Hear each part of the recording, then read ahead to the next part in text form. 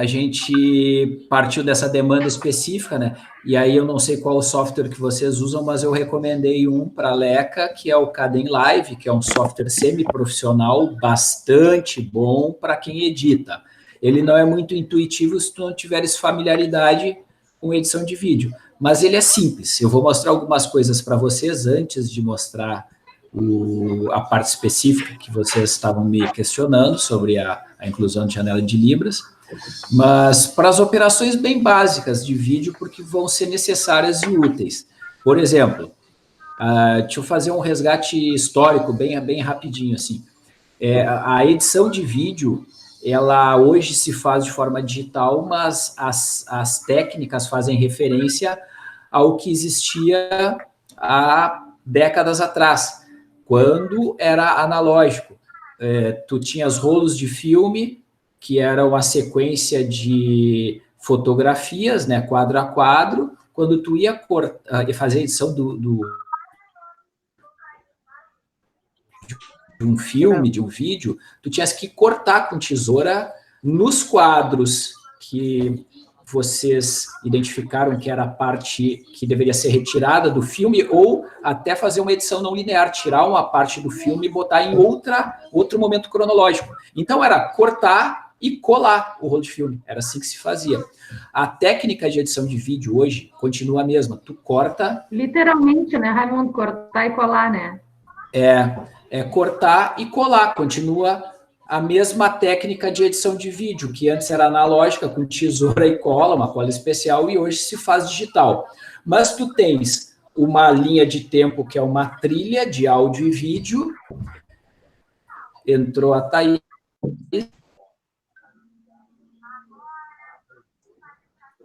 Olá, pessoal. Oi, Thaís. Olá, Thaís. Oi. Olá, Thaís.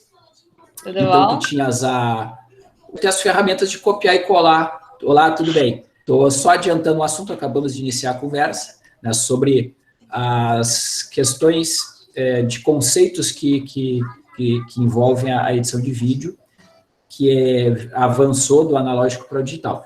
Então, o software que eu recomendei para vocês, o Kdenlive, ele tem uma interface que, se tu não tiveres familiaridade, ele vai te parecer um pouco complexo, mas eu vou dar os caminhos para vocês fazerem isso. Eu vou demonstrar no software como é que tu executa essa coisa bem básica, que é de incluir os teus recursos que tu vais usar no teu vídeo para fazer edição, e os recursos, eles podem ser vídeos gravados, podem ser áudios gravados separados, porque normalmente quando tu grava um vídeo e grava de telefone, por exemplo, tu vens com o vídeo já com o teu áudio incorporado. E às vezes no teu vídeo que tu grava, se tu não tiveres um cuidado, por exemplo, como eu estou aqui na sala agora e for gravar um vídeo, eu vou capturar junto o som da televisão que a Manu está vendo no Netflix ali, minha filha, né? Então, é legal tu tomar esse cuidado com esse tipo de coisa, assim, um ambiente silencioso, né, um local que não corra o risco de, no meio da tua gravação, bater uma porta, se for uma coisa um pouquinho mais formal, né, ou barulho de cachorro latindo. Aqui eu tenho cachorro em casa, daqui a pouco passa o gato em cima do teclado do teu computador, como já aconteceu comigo também. Né? Eu tô lembrando então, aí, que a Ana gravou que tinha o cachorro atrás, né, Su? Aí depois ela... então, se for mais formal, embora esse momento que a gente está vivendo de pandemia, né, de a gente fazer as atividades em casa, tem tornado essa coisa mais orgânica. Por exemplo, não sei se vocês escutam a Rádio Gaúcha, eu escuto, mas a Rádio Gaúcha está com a maioria dos seus repórteres trabalhando de casa, e tem acontecido isso ao vivo numa empresa que tem, obviamente, pela própria natureza do seu trabalho, toma muito cuidado com isso, quando é estúdio, né, na situação antes da pandemia. Porra, tudo muito bem pensado, planejado, e as condições são todas ideais, e aí os caras estão em casa, daqui a pouco entra o filho de um repórter, né, gritando, e aí eles têm vários, eles fizeram uma campanha de marketing deles, ó, a Rosane entrando, uma campanha de marketing botando essas coisas que têm acontecido na programação deles, né, de cachorro latindo, a mulher do cara ou o esposo da repórter. Oi, Rosane. Oi, prof. Tudo jóia?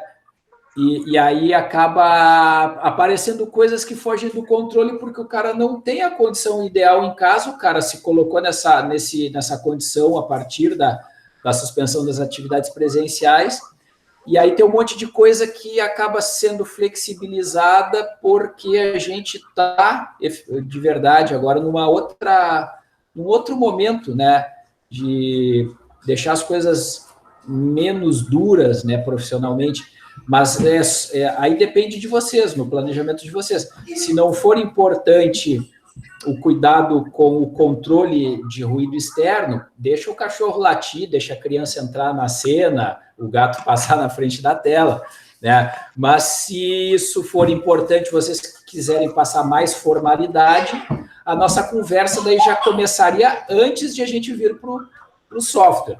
E a Fabiane está nos escutando e eu acho que ela tem bastante contribuição também a dar depois nesse sentido. E a gente pode dividir as nossas conversas, a gente faz uma hoje, a gente pode seguir numa sequência de atividades relacionadas à produção de audiovisual, né, que iniciaria pelo planejamento, aí alguns cuidados, por exemplo, com luz, porque se a gente for fazer de casa, é importante a gente ser corretamente identificado na tela, com o ambiente bem iluminado, os cuidados com a captação de som, para vocês gerarem os vídeos, para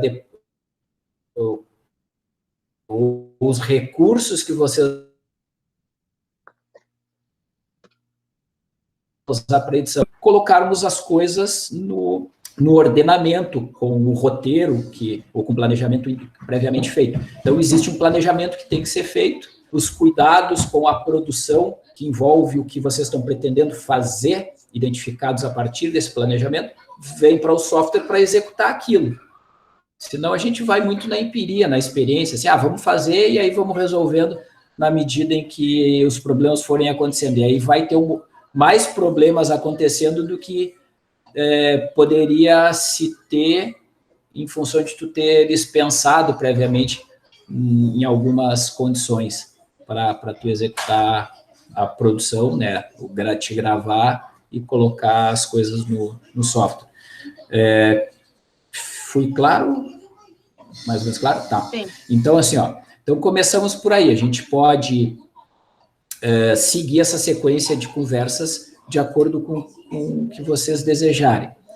Então, hoje eu vou apresentar, como eu já tinha combinado, eu acho que vocês vieram com essa expectativa, eu vou mostrar o software e a solução imediata para vocês colocarem 2 vídeos. Vocês vão ter o vídeo de uma pessoa que está falando, se comunicando em português falado, oral, e uma pessoa que vai fazer interpretação em Libras do que está sendo dito nesse vídeo principal. O princípio é isso, né? Sim. Essa era a demanda. Tá. Até quando tu me passou o programa, a sugestão, eu passei para as gurias para já baixarem, para a gente poder dar uma olhada, mas acredito que assim como eu, elas também, eu abri, olhei, me arrepiei e fechei, eu vou esperar sexta-feira. Tá, mas foi isso que eu falei, assim, ele é semi-profissional, ele permite fazer absolutamente tudo o que um produtor de vídeo, um cineasta, qualquer pessoa envolvida com audiovisual precisaria ter como recurso, esse software tem. Mas no momento em que eu mostrar o básico, que é recortar e colar e fazer edição não linear, ou seja, eu quero um trecho que eu gravei antes, mas eu quero que isso apareça depois. E aí tu recorta, cola, muda de lugar, ou recorta e deleta, que é o basicão. Todos os softwares fazem isso. Então, isso resolve boa parte dos problemas que a gente tem. A outra, aí a gente avança, assim, por exemplo, aí tu vai ter 2 vídeos, eu vou colocar eles em sobreposição e eu vou redimensionar a janela. Aí já um pouquinho precisa envolver um conhecimento mais específico do software. Mas tem outras coisas antes, por exemplo, eu não sei se vocês consideraram isso. Digamos que a Leca esteja falando alguma coisa sobre o centro, tá? alguma coisa do serviço, está apresentando lá o centro, se comunicando com o público-alvo dela. A Suzana está interpretando. Como a gente está cada um na sua casa, a Leca grava e a Suzana grava, separados. Né? Alguém vai editar. Quem seria a pessoa? A Melissa vai editar. Então, temos 3 envolvidos. Né? A Leca, ela é a que se comunica no vídeo, a Suzana interpreta e vai tudo para a Melissa editar. Ou seja, ela tem que sincronizar o que a Leca está falando com o que a Suzana interpretou. E aí a gente tem uma questão técnica ali, porque pode ser que a Suzana interprete várias vezes, ela começa a interpretar, daqui a pouco ela se equivoca ou perde o fio da meada e para, né? Aí ela bota o vídeo de novo e refaz um trecho, porque dependendo... A Fabiana escreveu no chat ali, ó. Deixa eu ver. Questão importante, se vai ser usado Chroma ou não. Muito provavelmente não, Fabiana, e eu acho que complexifica nesse momento. A gente pode até avançar para uma conversa posterior, recursos avançados e utilização de Chroma Key. Mas aí envolve tu criares o fundo com uma cor específica para se produzir o Chroma Key. Você sabe o que é Chroma Key? Todo mundo? Tá. Então, mas aí envolve as duas, a intérprete e a principal. Ai, meu Deus. Manu, não implica com o cachorro, que senão faz... Tá, tá bem. Fabiane, dá um pulinho aqui. Eu vou pegar ela. Era o que eu estava falando antes, a gente está fazendo as coisas em casa. Nós estamos, olha só, a gente está gravando a nossa conversa, mas eu vou ter que contextualizar aqui. Nós estamos com uma cadelinha do vizinho que viajou, e a Fabiane gentilmente ofereceu a nossa casa para ficar com a cadelinha que tem 3, 4 meses. E nós temos um outro cachorro e um gato, 3 peixes e um hamster. Né? Então, tudo demanda mais cuidado, assim, e que com esse bichinho, com esse cachorrinho que é estranho aos outros, né? E aí com a Manu, com a rotina da casa toda aí. Enfim, a gente tem que ir separando os bichos dentro de casa aqui, senão dá confusão. Das crianças, inclusive, dependendo da hora, que se todo mundo se estressa, tem que trancar cada um num canto da casa para acalmar todo mundo. Então, e o Chroma Key, a Suzana teria que ter Chroma Key, a Leca teria que ter um Chroma Key em casa, ou seja, um cenário com fundo com uma cor, normalmente é verde-limão ou um azul turquesa. Que são cores... Não, Raimundo, eu só perguntei, assim, ó, uma coisa bem determinante, assim, no início do planejamento, até para que tu possa programar de que forma tu vai fazer essa edição. Sim, né? Mas eu acredito... Se tem Chroma para o intérprete, o apresentador não precisa necessariamente. O Chroma, ele cai bem no intérprete para que tu possa naturalizar ali, por cima do vídeo. A quebra da janela. Né? Isso, quebra da janela. Isso. Tá. Como não seria o caso, a gente tem trabalhado no sentido de cada vez mais aumentar a janela do intérprete sempre que possível. Né? É uma política que nós adotamos. A Rosane, quando a gente trabalhou lá na reitoria, a Rosane concordou com essa política, ficou bem legal o material, né? Mas como não vai se trabalhar com o Chroma, de repente dá para pensar nos 2 quadros, dividindo igualmente a tela, né? Que é aquele formato assim que a gente acha muito legal, muito democrático, e aí facilitaria assim até essa questão de não ter o Chroma, né? Talvez ficasse um visual legal, né? Nesse sentido que eu perguntei, porque no momento em que tu não tens o Chroma, a forma como tu vais fazer esse tutorial de edição com as meninas, ela vai se modificar um pouco, né? Concorda? Sim. Eu fiz essa pergunta no início, né? Porque ela altera todo o teu tutorial de edição, né? Tá, muda, na verdade, a composição na edição do redimensionamento das janelas, e acho que complexifica menos, deixa mais simples do que usar croma, porque croma é mais uma coisa que envolve a parte... Depende, posso fazer uma observação? Assim, ó, como tu não vais ter o croma, olha, é só uma observação técnica aqui, tu não tens o croma, então tu não põe somente a figura, a silhueta do intérprete, tu entendeu? Sim. Então, assim, ó, digamos que a Leca vai gravar e que ela precise de um determinado enquadramento para mostrar o que ela quer mostrar, no caso, né?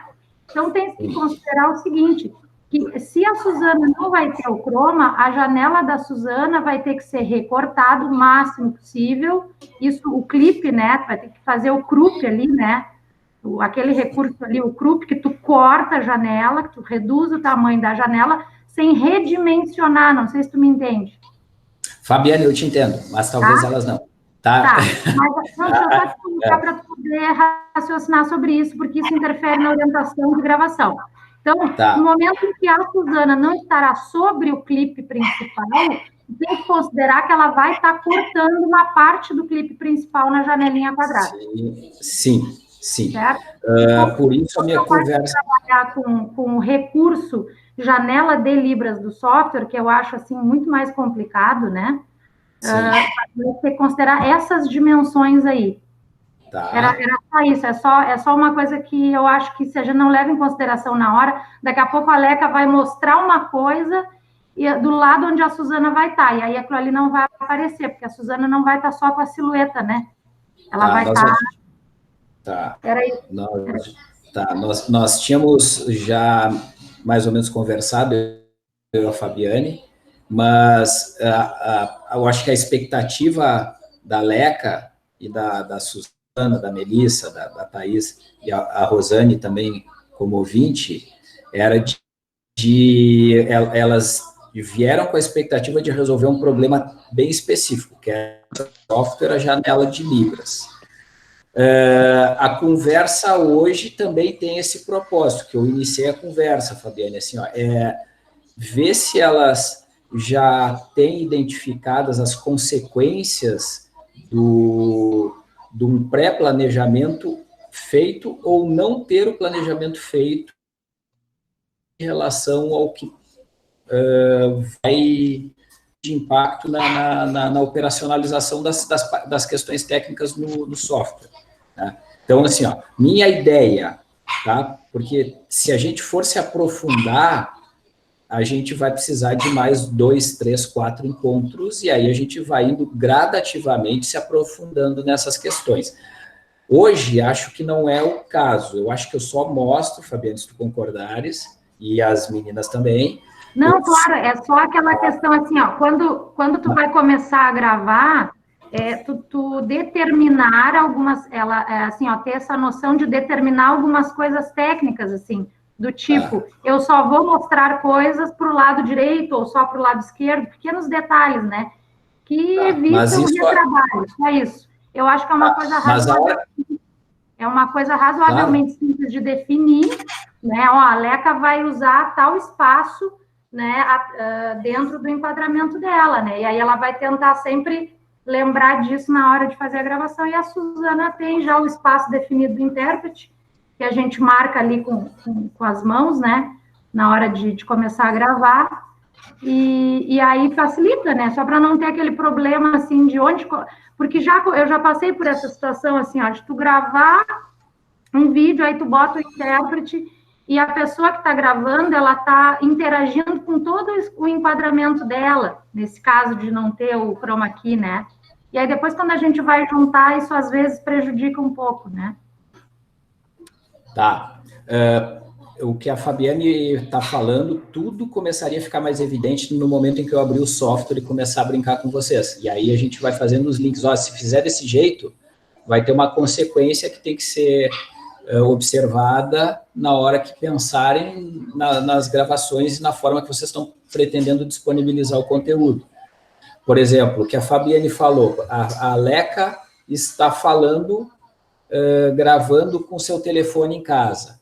Aí ela vai gravar com o telefone na horizontal, Se ela grava com o telefone na horizontal, tem mais espaço para ela poder se posicionar para a direita ou para a esquerda. Aí, isso já entra no planejamento. Por exemplo, a Leica tem que se posicionar mais para o lado esquerdo para dar espaço para entrar a janela, se for janela de interpretação em libras, conforme a NBR, que recomenda um tamanho X em um dos cantos da tela. Existe uma normativa para isso. Então, se for assim, Fabiane, o cachorro está aqui de novo. Peraí, Manu.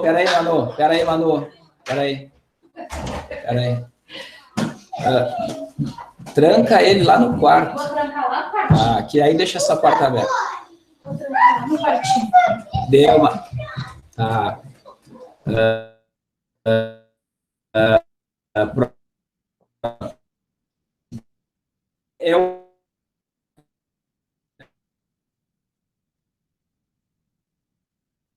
Ele tem estudado muito isso, inclusive está estudando agora no doutorado isso, né, se aprofundando mais. Mas ao longo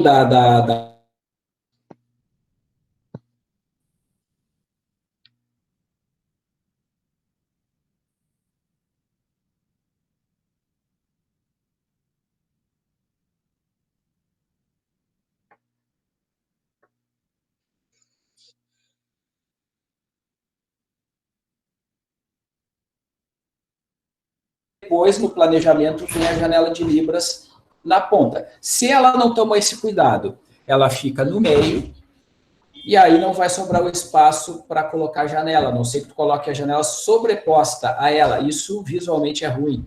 E, além disso, pode sobrepor alguma informação importante que a Leica esteja passando.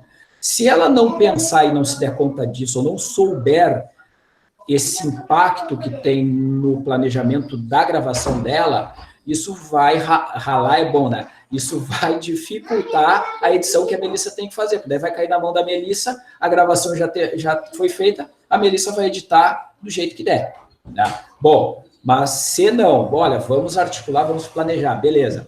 Leica grava sentadinha bem numa ponta, os elementos que ela precisar mostrar vão ser dispostos de uma forma que guarde o espaço para depois a Melissa trabalhar, fazendo edição.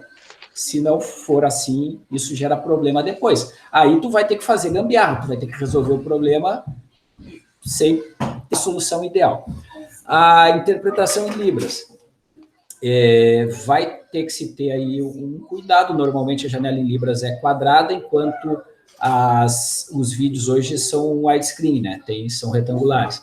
Mas então a janelinha quadrada, daí vai ter que ter um enquadramento específico onde ela consiga se mover no espaço sem ela, em um gesto, sair do enquadramento. Daqui a pouco ela está interpretando e aí saiu um gesto fora do enquadramento, ou a Melissa diminui o tamanho da janelinha lá na edição, e depois, no final, não dá para compreender o que de fato era o gestual, o sinal que a Suzana estava fazendo.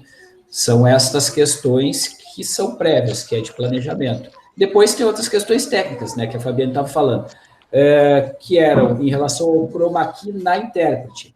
Se tu usa o chroma key, todo o fundo que está atrás da pessoa some e vai ficar aparecendo o fundo que era o fundo da Leica. A Suzana fica sem fundo aparente, fica transparente, só aparece o corpo dela e aparece o fundo da Leica. Isso permite que elementos que seriam tapados pela janela da intérprete acabem aparecendo através daquela janela. Então, tu acaba ganhando um certo espaço e dá mais conforto visual. E aí, alguma coisa a mais que a Leica queira mostrar até pode estar mais próxima da intérprete, porque o recorte quadrangular da janela acaba sumindo e fica só o corpo da intérprete. Ganha um pouquinho mais de espaço para o vídeo principal.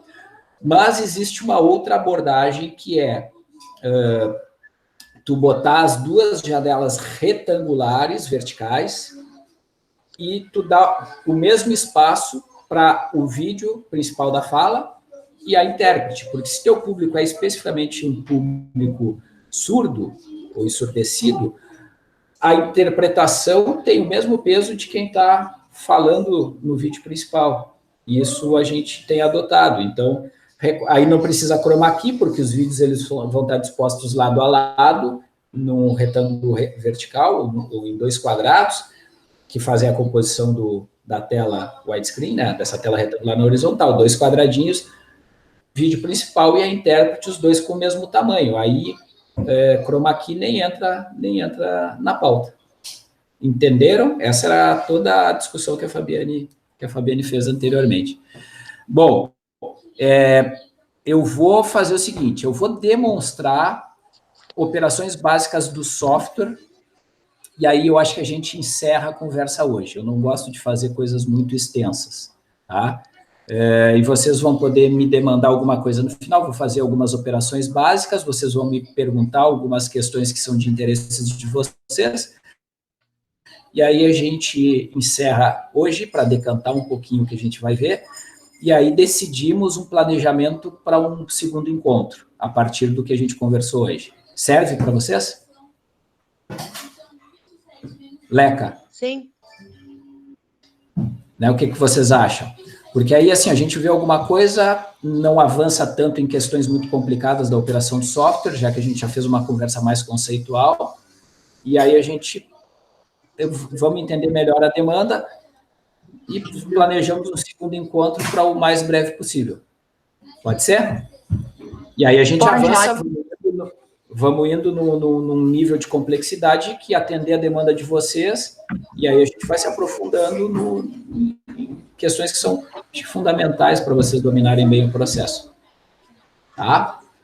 Uma outra questão que não foi levantada, assim, ó, vamos colocar legenda para surdos que leem em português? Ou não, só interpretação? Dá para fazer tudo nesse programa?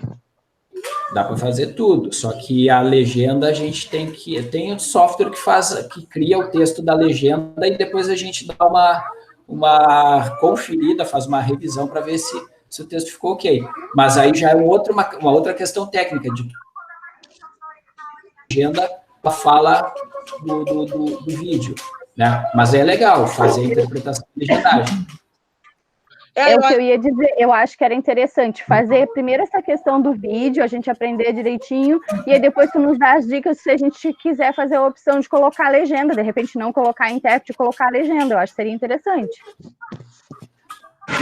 Então a gente vai...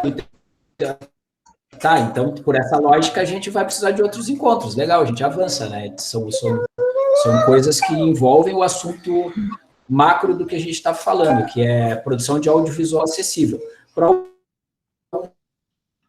Deve ter interpretação em Libras e pode ter legendagem também, que é legal fazer essa redundância, né? Então, a gente planeja a partir de hoje, depois eu faço um planejamento, aí eu acho que contato direto com a Leca, a gente programa mais 2, 3 encontros, ou quantos forem necessários para a gente ver tudo, né? Acaba saindo uma capacitaçãozinha pronta para reaplicar para outros públicos depois. Com base. Tu vai nos dar certificado? Eu vou dar certificado. Eu posso dar uma declaração pelo NAP, posso, claro que sim. Não, mas podemos fazer, eu acho que é legal, né? E aí a gente formaliza, porque essa primeira conversa está saindo num tom mais informal, né? Aliás, a informalidade da conversa acho que é legal, mas eu digo assim, formalizar a ação em si, né? Posso entrar com uma solicitação de projeto de extensão, está mais desburocratizado em função das questões do suspensão de atividade presencial, e aí eu faço um planejamento direitinho de conteúdo que a gente vai ver, do que a gente já começou a ver hoje, com a sequência de encontros que a gente vai ter, e no final eu faço uma declaração pelo NAPNE, porque pelo NAPNE eu tenho a prerrogativa para ser o coordenador do NAPNE, tipo, o NAPNE fez uma ação de extensão com vocês, poderia. Serve? Se vocês quiserem, obviamente. Eu acho que é saudável. Eu falei de certificado brincando, mas o certificado sempre vai bem, né, Melissa? A gente está fazendo mestrado. A gente aceita. Eu preciso de horas na faculdade, então para mim sempre é bom. Viu? Então juntamos o útil ao agradável. E a Rosane está aqui com a gente, eu não sei se de repente a Rosane se quiser ou puder fazer o encaminhamento pela DPEI, porque daí sai numa esfera mais institucional. Mas se não for viável pela DPEI, eu consigo fazer pelo DAPNE diretamente, tá? Oi, Rai. Depois eu vejo direitinho a parte burocrática. Oi, gente. Oi. Para fazer pela DPEI, tu sabe, né, Rai? Precisa de um projeto de ensino, precisa de todo um trâmite pelo SUAP, para depois sair a certificação. Se tu queres fazer esse planejamento, eu acho extremamente interessante a gente trabalhar e até depois ampliar, além da Escola Alfredo Dube, também com a Escola Luiz Braille, né?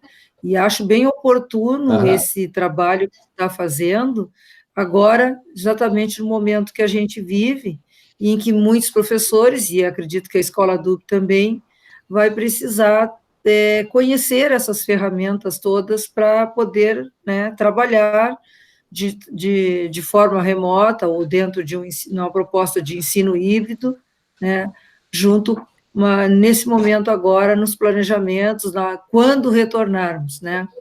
Acho extremamente interessante, acho que começa com uma ideia assim simples, como tu diz, e acaba se tornando num espaço de capacitação. Fica aqui a proposta, de repente, Rai.